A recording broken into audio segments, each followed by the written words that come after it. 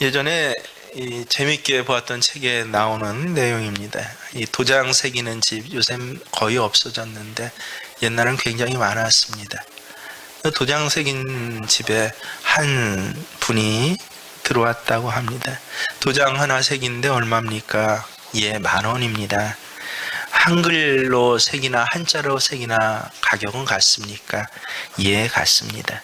그러면 이름이 짧아도 이름이 좀 길어도 가격은 같습니까? 예, 도장 하나당 10,000원입니다. 이 말을 듣자 이제 이 손님이 도장 새겨주세요 하고 그 이름자를 적어서 내놓습니다. 한참을 이 손님이 준 쪽지를 쳐다보던 주인이 이야기를 합니다. 아니, 어느 것이 이름입니까? 아니, 거기 다 쓰여진 게 이름입니다. 아니, 이게 한 사람의 이름입니까? 아니, 그렇다니까요. 아니, 선생님, 우리나라에 이런 이름이 어디 있습니까? 있습니다. 제 아들입니다.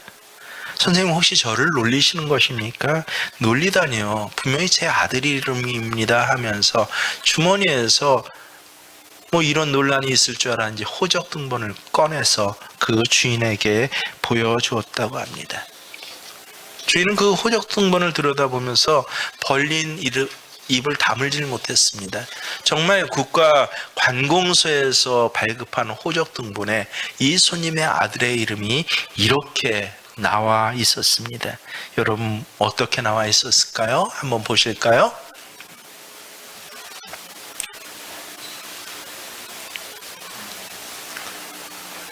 같이 이름을 읽어봅시다. 시작. 박차고 나온 놈이 셈이나.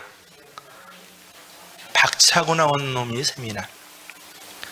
이게 한글 이름이에요. 예, 한 10년 전에 아주 순수 한글, 뭐 뜰 아래 정이라든지 우리 정씨 집안에도 그런 이름 쓴 사람이 있습니다. 그래서 한글 이름으로 이 뜻이 뭘까라고 새겨보았더니 분명한 뜻이 있습니다. 복을 차고 나오니 남들이 셈을 낸다라는 뜻이라고 합니다. 참 멋진 이름이죠. 배우리 씨가 지은 고운 이름, 한글 이름이라는 책에 소개된 말입니다. 복을 아예 차고 나오니까 남들이 셈을 낼 만큼 그런 복을 차고 나왔다라고 하는 것을 평생 불릴 이름으로 그렇게 정할 만큼 복을 너무도 좋아하는 우리나라 사람들입니다. 근데 저는 이것이 나쁜 것으로 생각하지 않습니다. 그래서 우리나라는 세계의 여러 민족 가운데 가장 많이 하나님의 복을 받은 민족입니다. 왜냐하면 하나님의 뜻이기 때문에 그래요. 여러분, 하나님께서 우리 사람을 창조하시고 가장 먼저 하신 일이 뭔지 아십니까?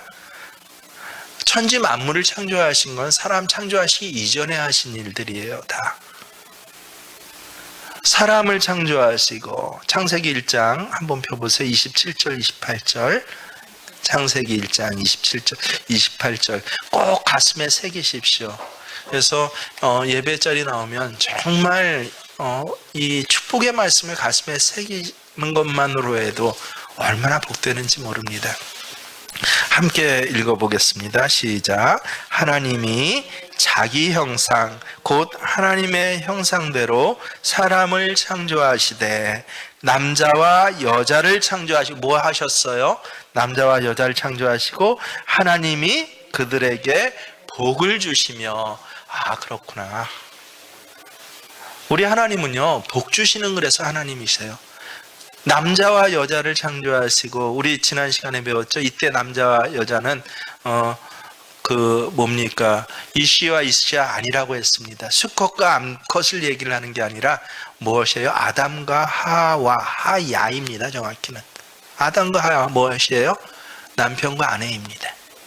한 가정을 이루어 주시고 그 가정에게 가장 먼저 하신 일이 뭐예요? 그들에게 복을 주시되.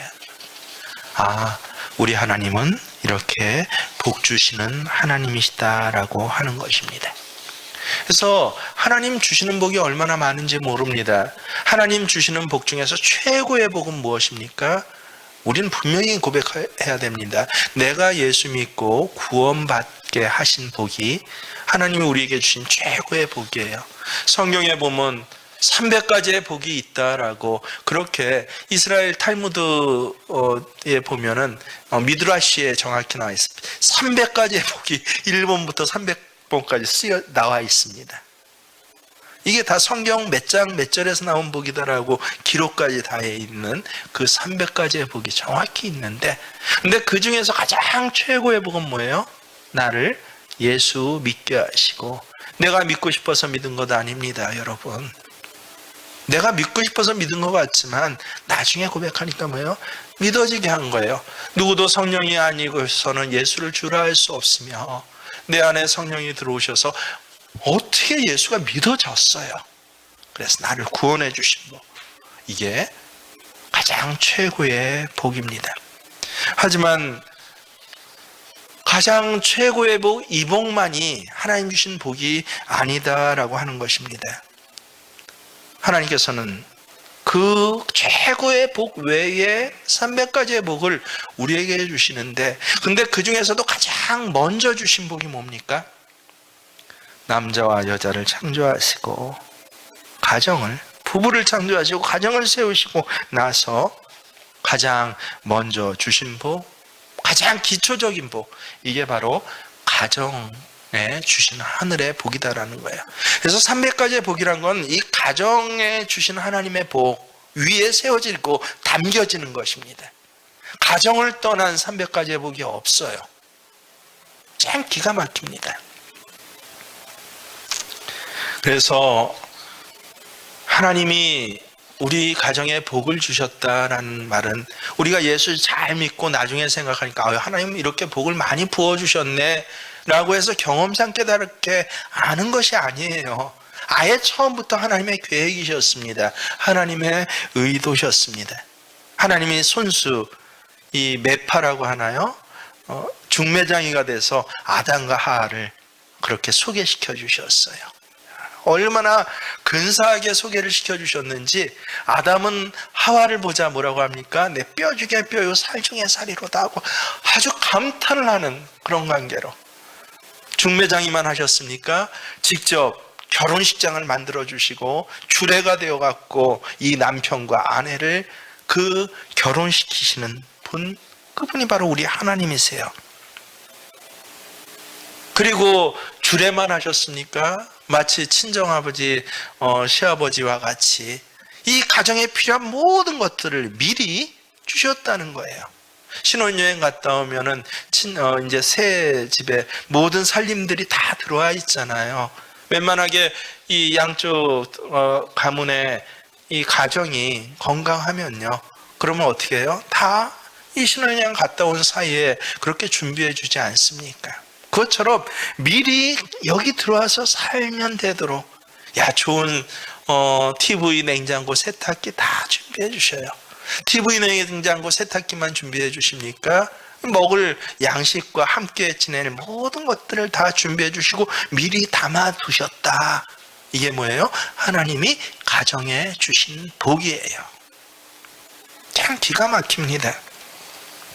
그래서 하나님께서 이 가정에 주신 복, 하나님이 직접 세우시고, 하나님께서 어쩌다 보니까 우리 가정 복 받았네, 예수 믿고 신앙생활 하다 보니까 복 받았네가 아니라 하나님 미리 다 세우시고 만나게 하시고 결혼시키시고, 그리고 에덴이란 그 동산을 미리 만들어 두셨어요.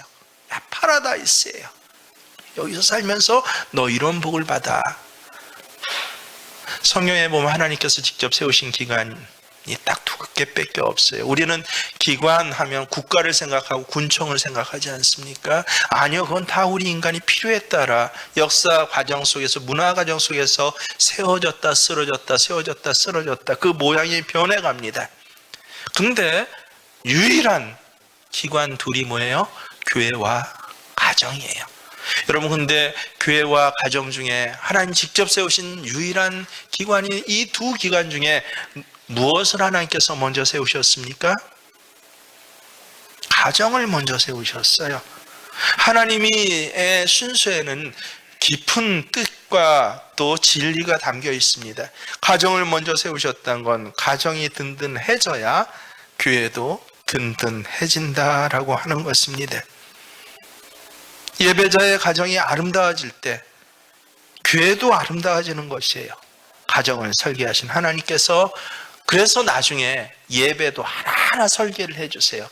마치 아담과 하와를 만드시기 전에 이 에덴 천지를 다 미리 창조하시고 신혼집에 아담 하와를 딱 들여보내신 것과 같이 예배도 뭐예요? 하나님께서 저는 참 이 레위기를 보면서 처음엔 너무나 성경이 어렵더라고요. 무슨 말인지 도저히 모르겠어요.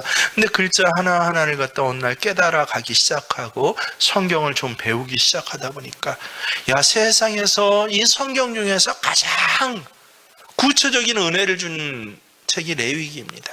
내가 드리는 예배가 도대체 어떤 의미인지 나는 몰랐어요. 그냥 주일날 이 앞에 나와서 하나님 찬양하고 기뻐하면 난 줄 알았는데 아니요, 내가 부르는 찬양 한마디가 무엇인지, 내가 드리는 헌금 하나의 의미가 무엇인지, 그냥 하나님 앞에 헌금 드린다? 아니요, 헌금만 해도 5개를 레위기에서는 정확히 말씀하시네요. 이게 이런 의미구나. 심지어 내게 예배를 디자인하시는데 어떻게 디자인하신 줄 아십니까? 제사장의 옷 색깔까지 다는 단추의 위치까지 하나하나 그렇게 만드셔서 이렇게 제사장이 예배 드려야 그게 예배야 하신 하나님이셔요. 예배 자리를 통해서 복을 주시는데 근데 가장 기초적인 시작되는 복의 그 출발점이 어디입니까? 가정이에요. 그렇습니다.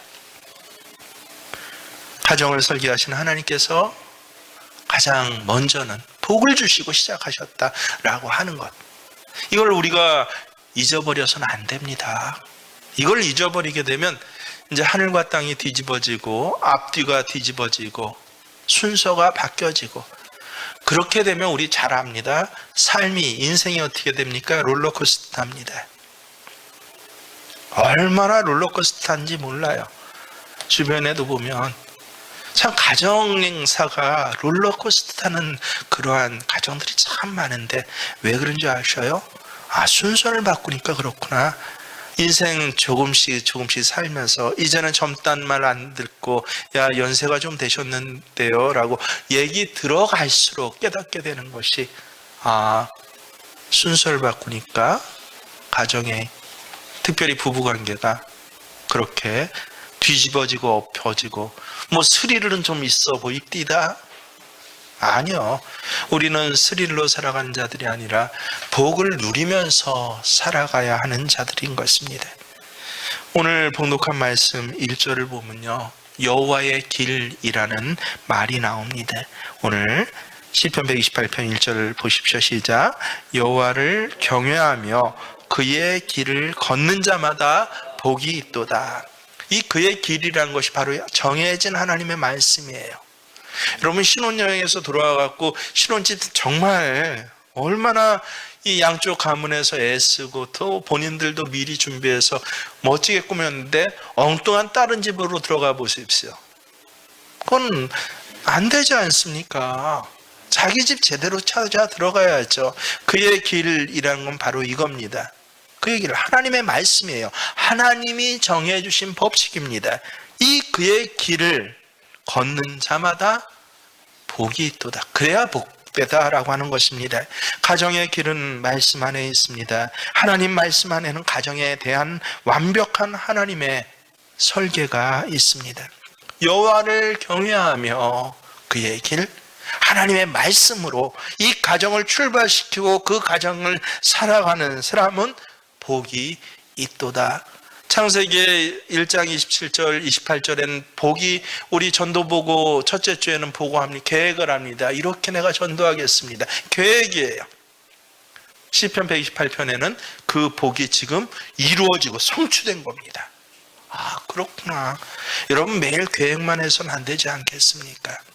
매일 복이 있다라고 하나님 그 지식적인 그러한 약속만을 바라봐서는 안 되지 않겠습니까? 약속이 내게 이루어져야죠. 어떤 사람에게 이루어집니까? 그의 길을 걷는 자, 하나님 말씀으로 걷는 가정에게는 복이 지금 누려지고 있다라고 하는 것입니다. 우리가 너무도 상식적으로 이젠 잘 알다시피, 여러분, 우리 남편과 아내, 자식들을 모여서 사는 곳을 가정이라고 합니다. 가가 무슨 가예요? 집가예요. 정은요? 뜰정입니다. 집과 뜰이 모여진 걸 가정이라고 합니다. 집은 잠자는 곳이에요. 식구들이 모여서 잠자는 곳. 뜰정, 정은 뭐예요? 마당이에요. 식구들이 모여서 함께 이야기 나누고 생활하고 거기서 함께 사랑하고 섬기고 밥 먹고 하는 곳. 그래서 가정이라는 것은 이 두 가지가 합쳐진 단어예요.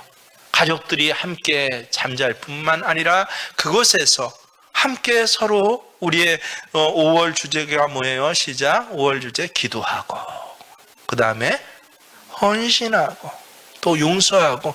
여보 잘못했어. 아이 그래, 아니야 내가 잘못했어.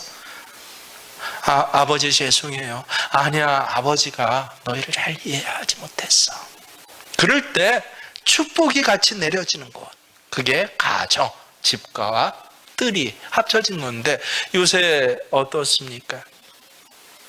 잠자는 곳은 있고 멋지게 꾸며보고 싶어 해요. 이 이른바 리모델링이라는 데가 얼마나 요새 난리가 난지 모릅니다. 새로 집 짓기 참 힘드니까 다 리모델링을 해요. 집 짓는 가격을 들여서라도 리모델링해서 잠자는 곳은 정말 멋지게 꾸미는데, 문제는 뭐예요?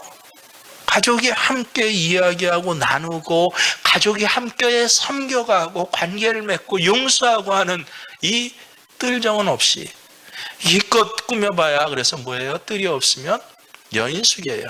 요새 호텔식 조여하는데, 그래 잘 꾸몄다고 해봅시다. 기껏해야 뭐예요? 호텔 비슷한 가가 되지 가정이 되지 않는다라고 하는 것입니다.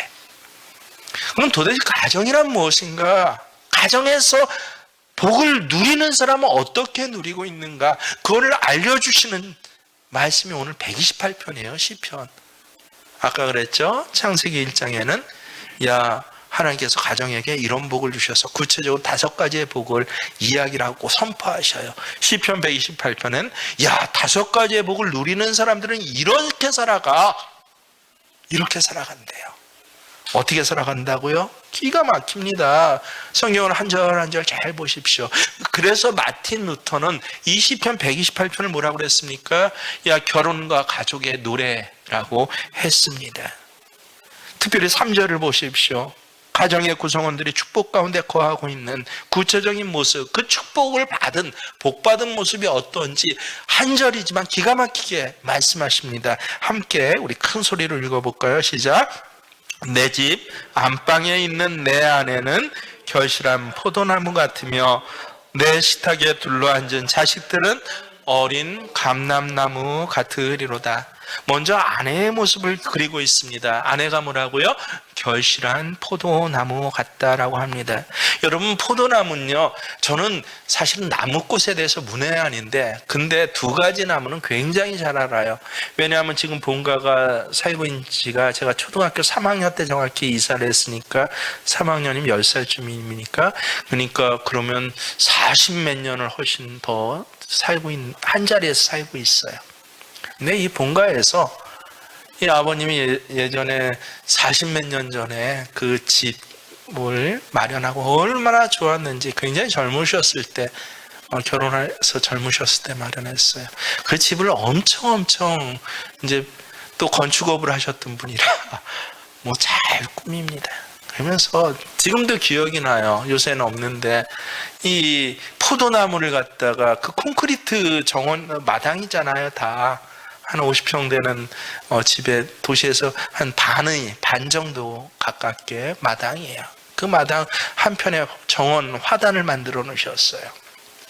그러면서 거기를 어떻게 했냐면 이쪽 베란다하고 철사를, 요새는 좋은 게 많지만 옛날에 철사하고 그 콘크리트 쇠 뭡니까? 그 철근을 연결해서 마치 결혼식장 아치와 같이 두 개의 철근과 철사를 연결해서 만들어 놨습니다. 그래서 이쪽에서 보면 정말 아치같이 생겼어요. 거기에 포도나무를 지금도 정확히 모르겠고, 중요한 것은 뭐 한 그루 정도 심었을 거예요. 한 그루인지 두 그루인지 모르겠지만 한 그루를 심었는데, 한 3년 지나고 나니까 세상에 그 한 그루 아치를 타고 엮어진 포도나무에서 얼마나 많은 포도가 열린지 모릅니다. 제가 화천에 내려왔을 때만 해도까지도 그 포도 열린 걸 매년 받아놨는데, 전 포도나무 한 그루에서 그렇게 많은 열매 한 4동에서 6동이를 받아내시더라고요.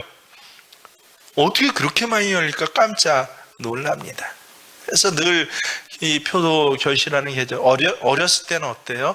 뭐 먹는 게 별 관심 없으니까 야 이쁘다라고, 생긴 게 이쁜 게 좋아서 그 사이를 왔다 갔다 하면서 좋아했지만, 근데 이제 점점 결혼하고 나서 따로 살고 이 먹는 게 얼마나 중요한지를 알면서부터, 야 우리 아버님 직접 입어서 길러주셔서, 그래서 아마 보내오는 가격이 훨씬 비쌀 거예요.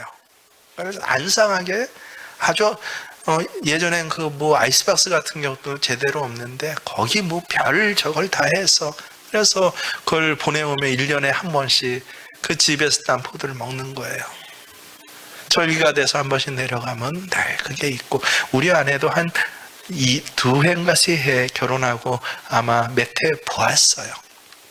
근데 충격적인 게 어느 해부터인가 갑자기 그렇게 포도 많이 열리던 그 포도 그 아치 나무에 포도가 열리지를 않는 거예요. 그래서 아버님은 그 포도를 뽑아버리시고 다음해인가 갔더니 매실나무를 거기 이제 심으셨어요. 아치를 없애버리고, 매실나무는 아치 필요 없이 그냥 심으시더라고요. 그것도 이제 장성해서 벌써 10몇 년이 돼서 매 매실담 또 한 상자씩 보내주십니다. 먹는데, 근데 제가 충격을 받았던 건 어려서부터 그 포도나무를 인상 속에 참 아름답다, 멋지다라고 하는데, 여러분 열매 맺지 못하고 나서 그 가을에 가본 포도나무의 앙상함이 얼마나 앙상한지요. 정말 앙상합니다. 그래서 성경 말씀이 그때서야 마음에 느껴져서 눈에 보고 내가 먹었던 것, 그것이 깨달아지니까요. 세상에 그렇게 볼품없는 것이 열매 맺지 못하는, 결실하지 못하는 포도나무예요. 그저 포도나무인 건 알겠는데 아주 비틀어져 가지고요 항상합니다. 그렇습니다. 가정에 주신 이 복이 누려지면 아내는 어떻게 된다? 포도나무인데 그냥 포도나무가 아니라 결실에서 포도가 주렁주렁 달려있는 그런 풍성하고 온 가족을 기쁘게 하는 그런 포도나무로 지금 살아가고 있어요. 지금 살아가고 있어야 돼요. 그래서 여러분의 아내들 얼굴은요, 포도나무, 어떤 포도나무요? 결실한 포도나무가 같아야 됩니다. 삶의 모습들, 말 한 톤들이요, 그게 정상이에요. 내 아내의 기준을 그저 내 마음속에 사랑해라고 둬서는 안 됩니다. 어디에 둬야 돼요? 이게 복을 받고 사는 가정이구나. 남편들은 회개해야 됩니다. 자기 아내 얼굴을 보세요. 삶의 모양을 보시고 결실한 포도나무가 아니라 오히려 항상하고 말라서 겉사람 후패해져 가니까, 여러분 겉사람 후패해진다고 다 속사람까지 후패한 줄 아십니까? 안 그래요. 늙을수록 빛이 나는 사람들이 얼마나 많은지 모릅니다. 하나님이 가정해 주신 복을 누리고 있는지 안 누린지 뭐 현황 파악이 아니라 기대가 뭐가 돼야 돼요? 야, 내 아내는 결실한 포도나무와 같이 돼야 돼. 내가 그렇게 하기 위해서 이 아내를 위해서 뭐 해야 돼요? 그리스도께서 교회를 위해서 자신의 모든 것을 주신 것 같이 이 아내를 위해서 그렇게 헌신하고 주는 사랑이요. 이 사랑을 누릴 때 그 가정은 하나님께서 주시는 복을 누리고 있는 것이에요. 누릴 수 있는 것이고요. 그게 안 된다라고 한다면 매일 교회 와서 하나님 주신 복이 있습니다 라고 듣죠. 한 번도 맛보지를 못하는 너무너무 비참한 삶을, 말라비틀어진, 그래서 결국은 뽑아내야 하는 그 포도나무보다 더 비참한 삶을 사는 것이 우리의 현실이다라고 하는 것을 이게 보여주고 가슴이 쳐져야 돼요. 내 아내의 모습을 보면서 말라버린 아내의 모습이 내 눈앞에 있으면요, 남편들은 정말 회개하고 가슴이 쳐져야 됩니다. 근데도 아무렇지도 않아요.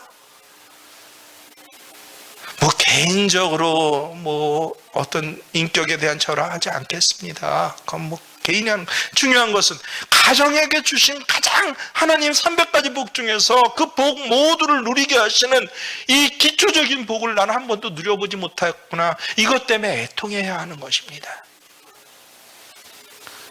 제발 좀 애통해 하세요. 내 죄를 보고 애통해야 하고 하나님 내게 주신 복이 내게 누려지지 않는 거에 대해서 애통해야지. 매일 돈 못 벌고 직장 못 가고 뭐 하는 것 때문에 애통해요. 그건 나머지 아주 옵션도, 그런 옵션도 없는 저 300가지 복 중에서 몇 번째요?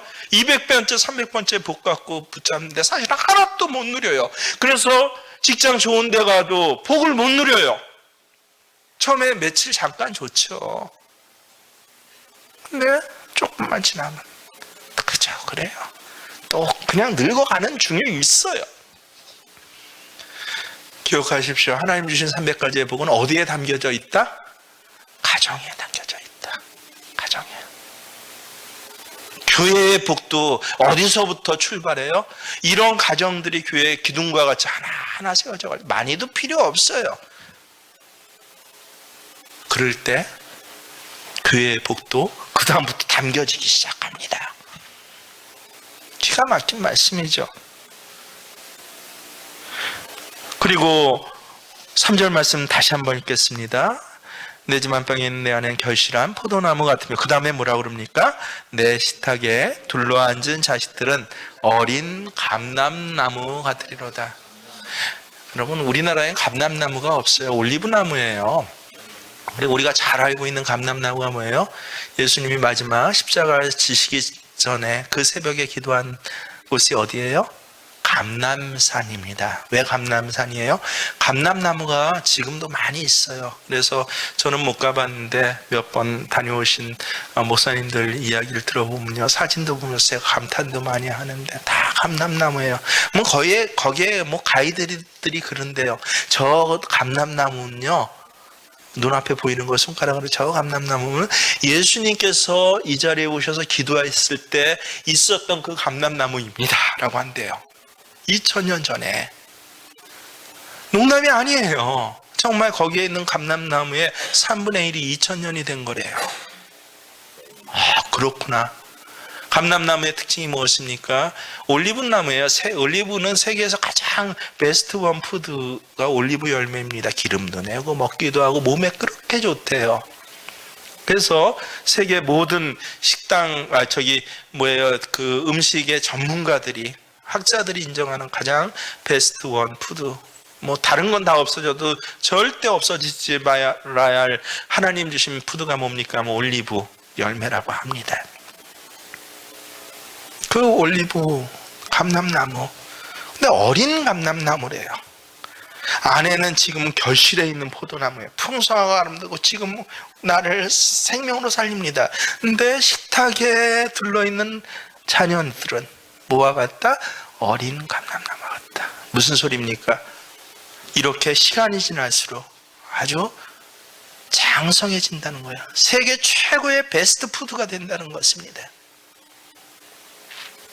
그를 통하여서 나는 기름으로 온 이스라엘 전체가 이 가정을 살리는 기름을 씁니다. 그를 통해서 나는 여러 결실들로 그 눈앞에 보면서 그 아름다움을 소망할 수 있습니다. 그저 예수님 붙잡았던 감람나무다, 요새 뭐 우리나라 기도원 같이 그렇게 예수님 기도하셨다면 나무 뿌리를 붙들고 기도하셨던 그 감람나무다, 오래된 것에, 오래되고 연명하는 것에 있지 않습니다. 무슨 뜻입니까? 자녀들을 통해선 이런 시간이 지날수록 아름다운 소망이 있다는 것이에요. 여러분, 우리 식탁의 자녀들은요, 시간이 지날수록 아름다운 소망이 있어야 합니다. 어렸을 때만 이쁘면 안 돼요. 어린 자녀들이라고 하지 않습니다. 식탁의 자녀들은 어린 감람나무, 늘 어린 감람나무의 특징이 무엇입니까? 내일이 더 소망이 있는 사람들이에요. 내 아들, 딸이 오늘보다 내일이 더 소망이 있다. 기가 막히죠. 지금 뭐 당장 뭐 잘 되는 거 없는 것 같이 보여요. 근데 아이, 저는 뭐 자식 늘 저러다 말겠지. 혹시 이렇게 생각하는 자녀들이 있습니까? 저는 우리 교회 청년들을 보면서 어제도 막 흥분하고 가슴이 뛰었는데 어린 감람나무 같아요. 제 아내가 그러더라고요. 강원도에서 새벽기도 나온 청년들이 어디 있냐고. 왜 그 청년들을 갖다 좀 더 칭찬해주고 예뻐해줘야지 앞에서 뭐라 그러냐고. 겉에 보이기엔 그렇지만 제 속에는 어때요? 맞아요. 이 강원도에서 새벽에 나와서 기도하는 청년들이 어디 있습니까? 그래서 그들은 누구예요? 어린 감람나무예요. 저 한 사람을 통하여서 에스더와 같이 고백하게 할 것입니다. 이때를 위함이 아닌 줄 어찌 알겠느냐라고, 내가 죽으면 죽으리다라고. 그래서 마침내 하만과 같은 이 세상 무리들이 짜놓은 학살의 판을 뭐로 바꿉니까? 부림의 날로, 부활의 날로, 생명의 날로 역전시킨 에스더와 같은 사람들이 우리 청년 가운데 있다라고 저는 믿습니다. 에스더만 있나요? 다니엘과 같은 청년, 사드락, 메삭, 아벳느고와 같은 청년들이 있어요. 뜻을 정해서 지금은 포로 소년에 불과해요. 노예 소년이에요. 아무것도 없는 것 같고 그 앞날이 희미하지만 아니요, 어린 감람나무와 같아요. 반면에 저들을 통하여서 결실하게 될 땐 바벨론으로부터 시작하여서 파사 제국, 페르시아 제국에 이르기까지 세 제국을 하나님의 방법대로 경영하는, 이 나라의 운명을 좌지우지하는 그러한 재상들이 바로 저들을 통해서 날 것입니다. 여러분, 그러면 가슴이 뛰지 않겠습니까? 굳이 뭐 어디 좋은 학교 가고 무슨 직장 돈 월급 아니요, 시간 지나 보세요. 소망 없어요. 어린 감람나무 같을 것이다. 저도 하나님 앞에서는 이르길 바랍니다. 근데 저만 그랬던 것이 아니에요. 제가 비록 청년은 아니지만 하나님, 나도 하나님 앞에서 늘 어린 감람나무 같기를 바랍니다. 놀랍게도 시편 58편에 봤더니 어느 날 뭐 100번 읽어도 안 보였는데 기회가 있어서 그러한 기도를 하고 보니까 딱 이 구절이 있어요. 시편 58편 8절에 자기 모습을 스스로 뭐라고 하는지 알아요? 하나님 앞에 사랑받는 어린 감람나무와 같은 나라고. 그래서 기가 막히다. 기가 막히다. 주님의 사랑 속에 감람나무가 키워지듯이 부모의 사랑 안에서 자녀들이 만들어지는 것입니다. 근데 부모, 왜 부모예요? 자녀가 있으니까 부모고 자녀를 사랑하니까 부모예요. 세상에 자녀를 사랑하지 않는 부모가 어디 있습니까? 근데 문제는 어디 있어요? 왜 자녀들이 어린 감람나무와 같지 않고 폐역해집니까? 어렸을 때 이뻤고 소망이 있는 듯 했는데 왜 중학교, 고등학교만 가면 고개를 절레절레 흔들게 되고, 사회 나가면 그 다음부터 골치가 아프고, 결혼만 시키면 그 다음부터는 아이고 다시 없는 원수가 됩니까? 왜 그렇습니까? 사랑 안에서가 아니라 도대체 이 가정의 식탁 안에 앞에 둘러앉은 자녀에게 어떻게 사랑하는지를 모르는 거예요. 짐승과 같이 사랑해요. 세상의 모든 짐승들은 자식을 사랑합니다. 근데 하나님 그런 사랑 말씀 안 하시거든요. 그래서 내 자녀를 사랑하라라고 성경엔 단 한 번도 하나님 언급하시지 않아요. 왜요? 그건 다 하니까. 어떻게 사랑하라고요? 주의 교훈과 주의 훈계로 양육하라.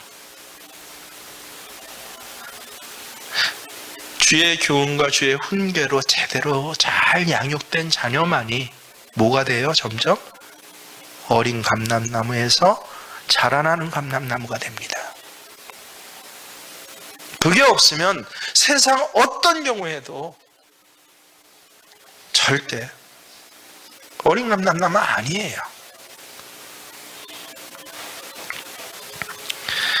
여러분, 자녀는요 부모의 프라이드입니다. 그래서 시편 127편 4절에 보면 뭐라고 그래요? 그 자녀는 장사 수중의 활과 같도다 라고 합니다. 한 걸음 더 나아가서 아름답고 바른 자녀들이 자라나고 있는 가정, 죽으면 좀 내 집 한 칸 얻고 힘들어요. 하지만 시간이 지날수록 장사 수중의 화살과 같아서 부끄러움을 당하지 않습니다. 세상에서. 저는 분명히 믿습니다. 그래서 저는 지금의 삶보다 10년 전 삶보다 여러분 제 5년 후 10년 후 삶이 더 궁금해요. 기대가 됩니다. 그래서 절대로 제 아내한테도 뭐 얘기를 하고 늘 하는데, 저는 다시 옛날로 돌아가거나 젊어지고 싶지 않아요. 눈꼽만큼도 그런 일이 없습니다. 왜요? 5년 후가 더 기대가 돼요. 제 목회 자리도 마찬가지입니다. 제가 하나님 말씀 붙들고 양심적으로 목회한 이상, 변질되지 않은 이상 그 5년 후엔 반드시 하나님께서 이 복을 내 눈으로 보는 게 아니라 내가 누리게 해주신다라고 믿습니다. 오늘 5절과 6절을 말씀 보십시오. 하나님께서 주시는 샬롬의 진정한 축복은요, 아름다운 자녀들이 그 가정의 삶을 계승할 때 가능한 것입니다. 함께 여호와께서 시온에서 내가의 복을 주실지어다. 너는 평생에 여호와의 번영을 보며. 여러분 다 이르시기를 주의 이름으로 축원합니다. 더 귀한 거 6절이에요. 6절 뭐라고 합니까? 내 자식의 자식을 볼지어다. 이스라엘에게 평강이 있을 것이로다. 자식의 자식은 핏줄을 얘기를 하지 않습니다. 이 감람나무의 감람나무가 연달아서 키워지고 세워지는 걸 너무 볼지어다. 이스라엘, 이거는 야곱을 가르쳐요. 그렇게 흠이 많고 문제가 많았어도 결국 한도뼈가 부러져서까지도 거짓말쟁이 야곱, 늘 도망다닌 야곱이었지만 그 마지막 시간에 하나님 다리를 붙들면서 나를 축복해 주시지 않으면 내가 절대로 놓지 않겠습니다 한 그 하나님의 축복을 갈망하고 소원하는 것을 온 육체로 꽉 붙잡았던 그 야곱을 하나님께서 뭐라고 불러주셔요? 이제 야곱이라고 하지 마. 너는 뭐다? 이스라엘이야. 그 이스라엘에게 평강이 있을지어다. 이걸 나에 대한 하나님의 선언입니다라고 믿으실 수 있길 바랍니다. 그래서 저는 그렇게 읽어요. 내 자식을 뭐라고 그래요? 정승철의 자식의 자식을 볼지어다. 여러분도 그렇게 읽어보십시오. 시작. 정승철의, 제 이름을 넣으시면 안 되고요, 각자 이름을 넣으셔야 됩니다. 큰 소리로 시작. 정승철의 자식의 자식을 볼지어다. 정승철에게 평강이 있을지어다. 얼마나 기가 막힌 말씀입니까? 무엇으로 길러진 자식이 감람나무예요? 그냥 모든 핏줄을 얘기를 한 게 아닙니다. 주의 교훈과 주의 훈계로 양육된 자. 그렇습니다. 우리 개신교들에게 가장 중요한 성경 구절이 뭡니까? 한 절만 딱 뽑는다면 시작. 요한복음 3장 16. 하나님이 세상을 이처럼 사랑하사 라고 우리는 외우고 있어요. 근데 어느 날부턴가 제가 가장 중요하다고 할 수는 없지만 사실은 가장 사모하는, 하나님이 나를 사랑해 주신 건 나 너무 잘 알고 그 사랑 나 끝까지 붙잡고 이젠 이루어져야 할 그 축복의 성경 구절을 뭐를 잡으면 신명기 6장을 잡습니다. 신명기 6장 4절을 보면 쉐마 이스라엘이에요. 쉐마는 들으라 이스라엘, 들으라 이스라엘. 쉐마 본문이에요. 뭐를 들으라고 합니까? 이스라엘아 들으라. 우리 하나님 여호와는 오직 유일한 여호와이시니. 5절에 뭐라고 합니까? 너는 마음을 다하고 뜻을 다하고 힘을 다하여 내 하나님 여호와를 사랑하라. 가장 정말 내가 구원받고 하나님 나 이처럼 사랑해서 나 구원받았어, 예수의 이름 구원받았어요 하고 붙잡는 구절은 이 구절이에요. 힘을 다하고 뜻을 다하고 마음을 다해서 내 하나님 여호와를 사랑하라. 쉐마 이스라엘, 너 이걸 들으라.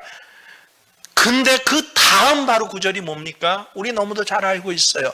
이걸 들을 뿐만 아니라 반드시 함께 해야 할 일이 있는데, 신명기 6장 6에서 7절 시작. 오늘 내가 내게 명하는 이 말씀을 너는 마음에 새기고, 그 다음에 어떻게 해요? 내 자녀들에게 부지런히 가르치라. 집에 앉았을 때든지 길을 갈 때든지 누워있을 때든지 일어날 때든지 이 말씀을 강론하라. 아, 그렇구나. 이 자녀들에게 가르쳐야 할 게 뭐예요? 너 마음을 다해야 돼. 힘을 다해야 돼. 모든 정성을 다해서 하나님을 사랑해. 그리고 나에게 주신 말씀, 이런 자녀를 세울 수 있는 나에게 주신 말씀이 뭐예요? 오늘 내가 내게 명하는 이 말씀을 너는 내 자녀들에게 어떻게 해라? 부지런히 가르쳐라. 부지런히 가르쳐라.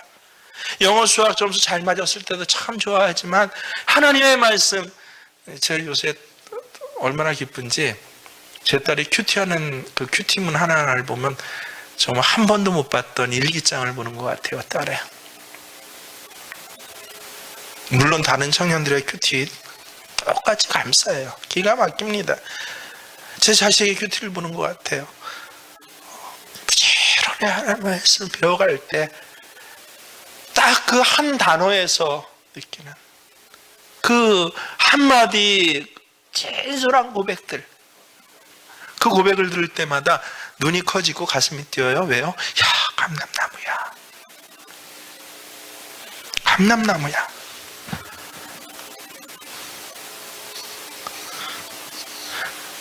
이렇게 이스라엘 백성들이 자녀를 가르쳤더니 평지 풍파가 난 그들의 역사, 세상에서 가장 괴로움을 많이 당하고 세상에서 가장 불리했던 삶을 살아야 했던, 자기 나라 땅 한 평 없이 2000년 동안 온 세계를 떠돌아다니면서 사람들에게 지탄받고 손가락질받고 비난받았던 그들이 오늘날에 와서 어떻게 됐어요?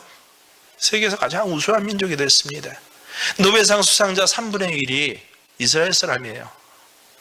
세계 금융권의 70%를 좌지우지하는 것은 여러분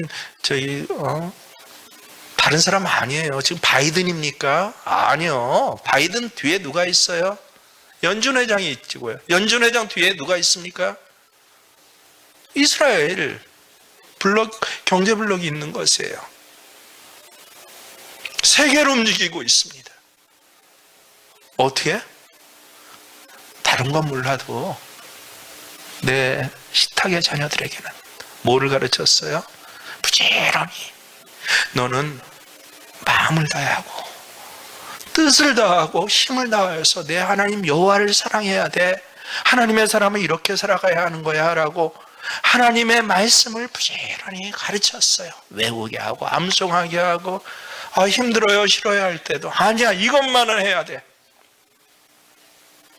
그랬더니 그러니까 어떻게 세계로 움직이는 감람나무들이 되고 있지 않습니까?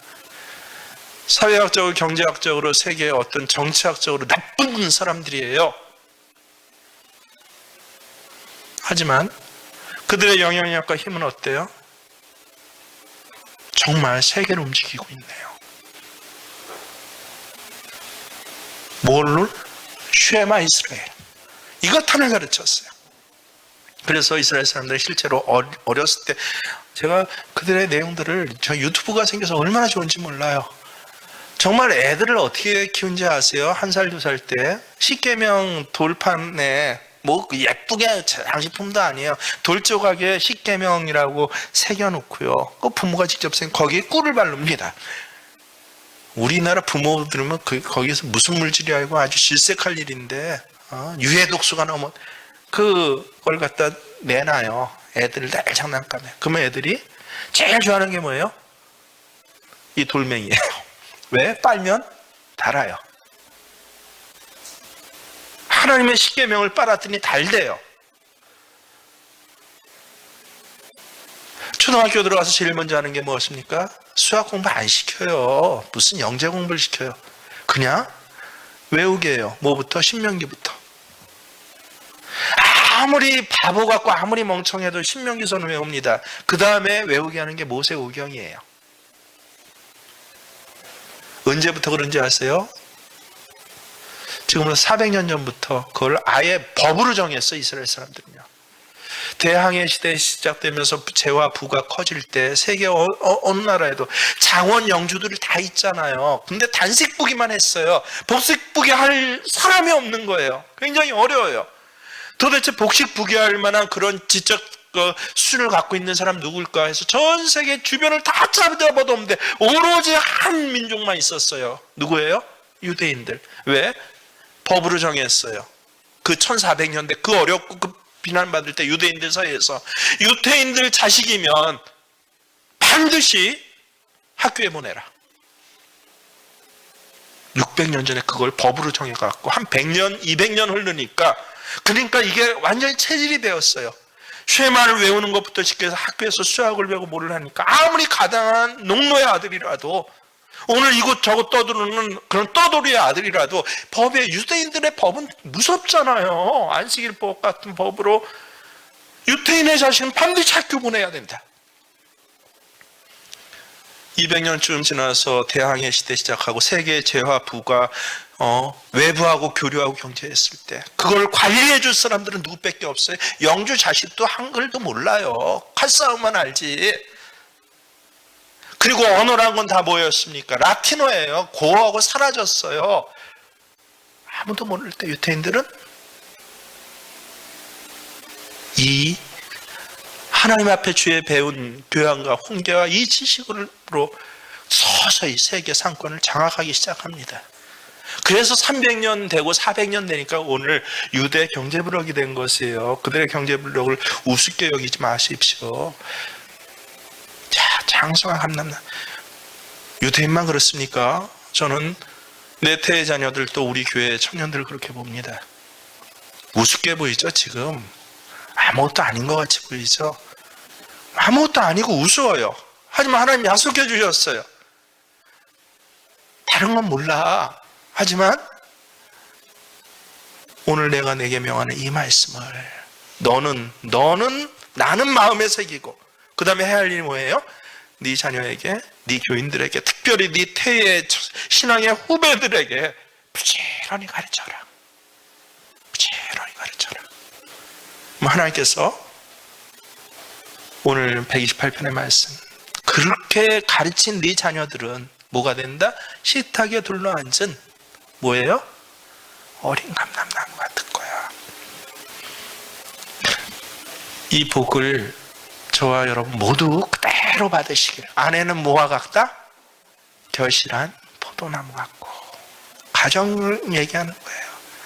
비록 늙어지고 주름살이 생겼습니다. 때로는 기억력도 잃어버리고 다리도 절기도 하고 어디 간이 나쁘고 이빨로 고기를 씹지도 못하기도 하지만 그 안에는 뭐예요?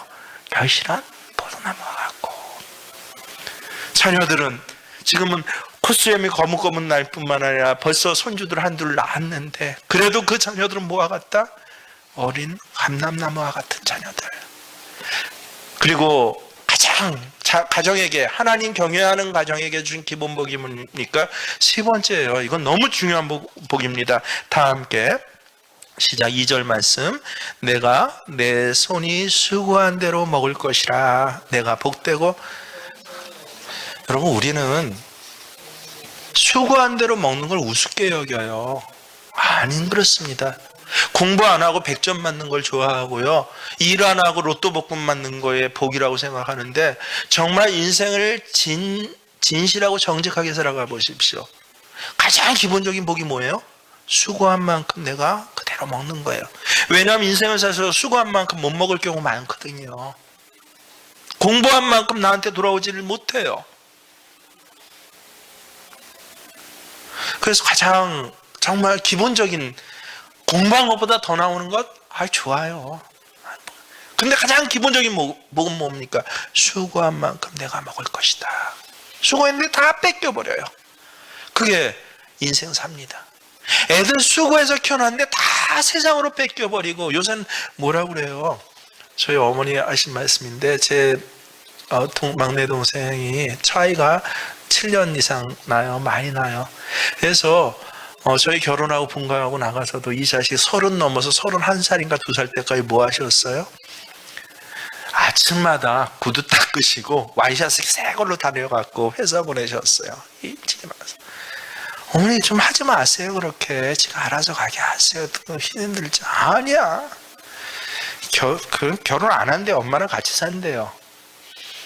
결혼을 어마어마하게 늦게 했습니다. 그래서 지금 자식이 지금 유치원 다녀요. 그렇게 차이가 많이 나요.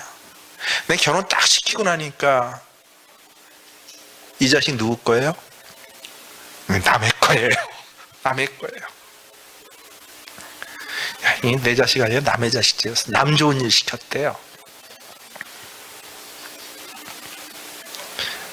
예수 잘 믿는 가정은요, 수고한 대로 먹을 것이다. 세상에 가장 비참한 일이 뭔지 아십니까? 자식 잘 키웠더니 남 좋은 일 시켰어요. 그것도 힘들고 애석하지. 그래도 괜찮아. 그래도 내 자식이잖아요. 우리 세 자녀 중에 제일 현실적인 효자입니다. 부모님 필요한 건 뭐든지 공급해드려요. 최신 걸로. 우리 집보다 더 좋은 게 먼저 부모님 집에 늘 있어요. 남 좋은 일 시켰다고 하면서도 그래도 내 자식이에요. 하지만 그래도 내 자식 안 되는 그런 비참한 것이 뭔지 아십니까? 신앙생활 애쓰고 수고했어요. 정말 힘들게 봉사하고 헌신했어요. 몸 아프면서도 했어요. 근데 아무것도 남은 게 없어요. 수고한 대로 먹지를 못해요. 오직 가슴에는 체념만 남았어요. 형식적이에요. 한탄해요. 거기다 더하여 마귀 사탄이 그 마음을 빼앗아가요. 그랬더니 온통 불평과 원망만 남아요. 교회 와서도 예배드는데 은혜가 안 돼요. 신앙생활 30년 40년 도대체 이게 뭡니까? 안타까운 일 정도가 아니라 가장 비참한 일이에요. 수고했는데 남의 것 떼버렸어요. 마귀 사탄 것 떼버렸어요. 경제뿐만 아니라 관계뿐만 아니라, 그래서 이 복을 사모하세요. 기도하세요. 매일 100점 맞게 해주세요. 로또 맞게 해주세요가 아니라 뭐 맞게 해주세요? 하나님, 나 수고하고 애쓴 대로 내게 결실을 하게 해주세요.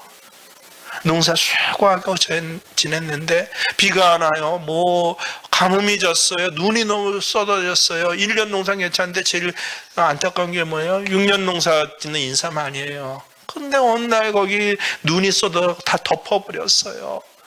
이제 내년이면 결실해야 되는데 수고하는데 결실 못했어요. 이것처럼 힘든 일이 어디 있습니까?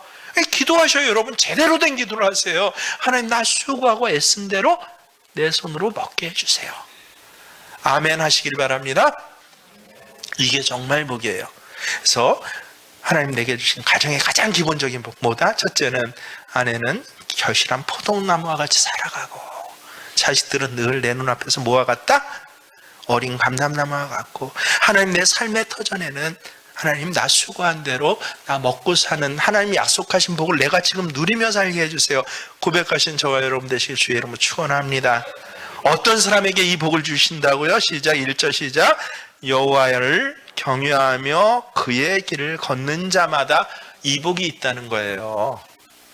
이 세 가지의 복이 다른 사람이 아니라, 땡깡쟁이가 아니라, 뭐 수고 어마어마하게 몸이 부스러지더라고 수고한 사람이 아니라, 자식을 위해서 내 전 재산을 내놓은 사람이 아니라, 신체까지 내놓은 사람이 아니라, 누구에게? 여호와를 경외하고 그의 길을 걷는 자, 하나님 말씀대로 걷는 자에게 이 복이 있을지어다. 이 복을 우리 새벽교회 모든 교우들이 받으시기를. 그래서 하나님 창세기에 약속하신 복을 오늘 내가 하나님 하루하루마다 더 조금씩 더 누려가시는 저와 여러분 되시길 주의 이름으로 축원합니다. 주신 말씀 우리가 붙잡으며 하나님 앞에 찬양으로 고백합니다. 축복의 사람입니다. 이 축복을 내게 허락하여 주시옵소서. 시온의 대로가 내 앞에서 보여지고 열려지게 하여 주시옵소서.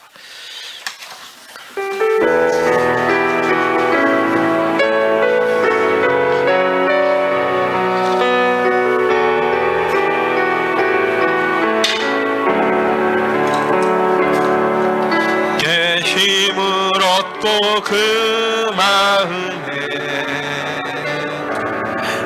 시온의 대로가 있는 그대는 하나님의 축복의 사람이죠. 주님 그대를 너무 기뻐하시죠.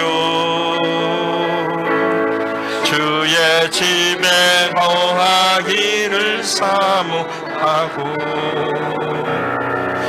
주를 항상 찬송하는 그대는 하나님의 축복의 사람이죠. 주님 그대를 너무 사랑하시죠. 그대의 섬김은 아름다운 찬송, 그대 헌신을 향기로운 기도, 그대가 밟는 땅 어디에서라도 주님의 이름 높아질. 다시 한번 주님께 힘을 얻고 주께 힘을 얻고 그 마음에 좀 빨리요. 시온의 대로가 있는 그대는 하나님의 축복의 사람이죠. 주님 그대를 너무 기뻐하시죠. 주의 집에 거하기를 사모하고 주를 항상 찬송하는 그대는 하나님의 축복의 사람이죠. 주님 그대를 너무 사랑하시. 그대 섬김은 아름다운 찬송, 그대 헌신을 향기로운 기도, 그대가 밟는 땅 어디에서라도 주님의 이름 높아질 것. 그대 섬김은 아름다운 찬송, 그대 헌신을 향기로운 기도, 그대가 밟는 땅 어디에서라도 주님의 이름 높아질 거예요. 우리 기도할 때 이 세 가지 복을 아주 구체적으로 붙잡고 기도합니다. 그렇습니다. 주님, 아내는 결실한 포도나무와 같고 내 자식들 신앙의 후배들은 어린 감람나무와 같고 내 평생에 애쓰고 수고한 그 수고대로 하나님 내게 주셔서 먹는 복이 내게 있어지게 하여 주시옵소서. 헛된 곳으로 돌아가지 아니하도록 주께서 인도하여 주시옵시며, 하나님 빼앗기지 않고 또 내 못된 체질에 따라 다람쥐 쳇바퀴 들듯이 또다시 옛 모습으로 그렇게 침륜에 빠지지 아니하도록 주께서 인도하여 주시옵시고, 여호와를 경외하며 그의 길을 걷는 자에게 이 복이 있을 것이다 라고 말씀하신 그 복이 앞으로 내게 누려지게 하여 주시옵소서. 주의 이름으로 함께 기도합니다. 주여, 주여, 주여. 할렐루야. 하나님을 찬양합니다. 아버지 하나님 참으로 감사를 드립니다. 하나님, 오늘 이 가정에게 주신 300가지의 복들이 하나하나 결실한 아내를 통하여서 이루어지게 하여 주시옵소서. 어린 감람나무와 같은 자녀들을 통하여서 보여지게 하여 주시옵소서. 수고한 모든 것들이 그대로 결실되고 먹게 되는 그 귀한 은혜가 내 평생에 있어지는 생명의 모든 교우들 되게 하여 주시옵소서. 이제는 우리 주 예수 그리스도의 은혜와 하나님 우리 아버지의 지극하신 사랑하심이 성령님께서는 선포하시고 약속하신 말씀을 오늘 아멘할 때마다 내 삶의 자리에 이루어 가시는 동행하심이 이제 생명교회 모든 가정들 위해, 가정의 제사장들 위해 있어지기를 간절히 축원하옵나이다. 아멘.